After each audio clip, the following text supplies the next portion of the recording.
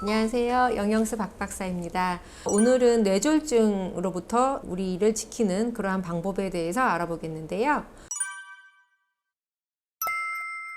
뇌졸중은 국내 3대 사망 원인 중에 하나로 2021년도에는 12만 명이 사망할 정도로 단일 질환으로는 우리나라에서 가장 사망률로 쳤을 때 넘버원에 해당하는 그런 질환입니다.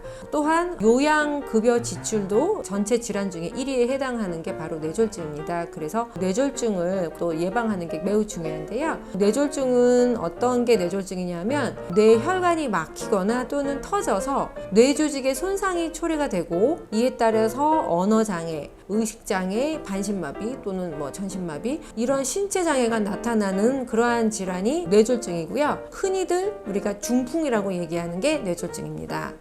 이미 발생한 뇌졸중은 영양관리를 통해서는 절대 치료가 안 되고요. 따라서 예방이 중요하고 이미 또 발생을 했으면 재발 방지에 목표를 두고 혈압 강하와 동맥 경화를 막기 위한 방법으로 우리가 식이요법을 해야 합니다. 뇌졸중의 예방은 위험 요인을 줄이는 게 정말 중요한데요. 우리가 위험 요인이라고 하면 고혈압, 당뇨, 이상지질 혈증, 비만, 그다음에 심장질환, 흡연, 과도한 음주, 그리고 스트레스입니다. 그래서 이러한 것들을 완화시키는 노력을 기울이는 게 정말 중요한데요. 고혈압은 뇌졸중 발생과 높은 관련성이 있기 때문에 음식을 싱겁게 섭취하는 게 매우 중요합니다. 제가 최근에 식품 쪽을 연구하시는 선생님들을 만났어요. 이야기를 하다 보면 약간 좀 논란의 여지가 있는 부분이 있는 게 뭐가 있냐면 우리 식품 하시는 선생님들은 소금을 적게 섭취하는 거에 대해서 사실상 별로 좋아하지 않으세요. 왜냐하면 우리나라 식문화는 강아지 문화라고 할 수 있을 정도로 짜게 많이 만들어서 먹었었잖아요. 그래서 그게 이제 사실상 우리의 식문화에 오랜 동안 내려오는 거기 때문에 소금을 적게 먹어라 그러면 그거는 너무 영양학자들이 해외의 지식을 써서 너무 주장하는 게 아니냐라는 의견을 좀 주세요.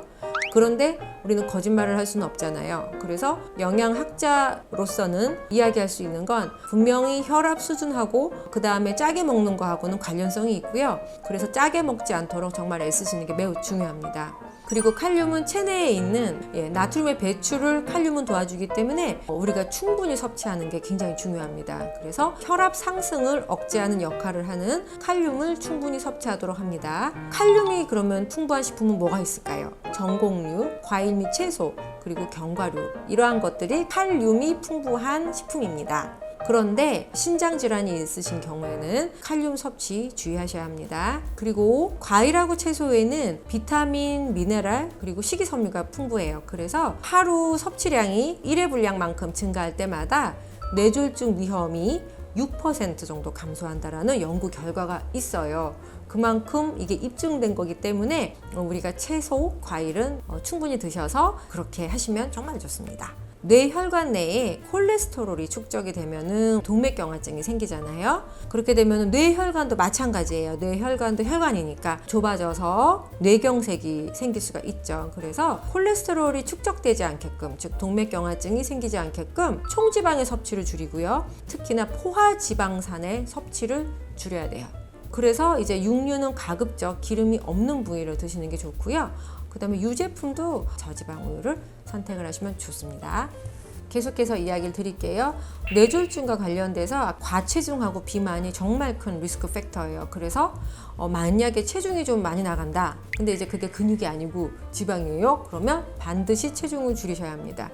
체중을 줄이면 혈압을 낮출 수 있고 혈압이 강화되면 뇌졸중을 예방할 수 있기 때문이에요. 그 다음에 뇌졸중이 만약에 발생을 했다면 치료를 정말 잘 하셔야 되고요. 합병증 생기지 않도록 노력하셔야 되고 그 다음에 재발되지 않도록 식사를 단계별로 관리를 해주셔야 합니다.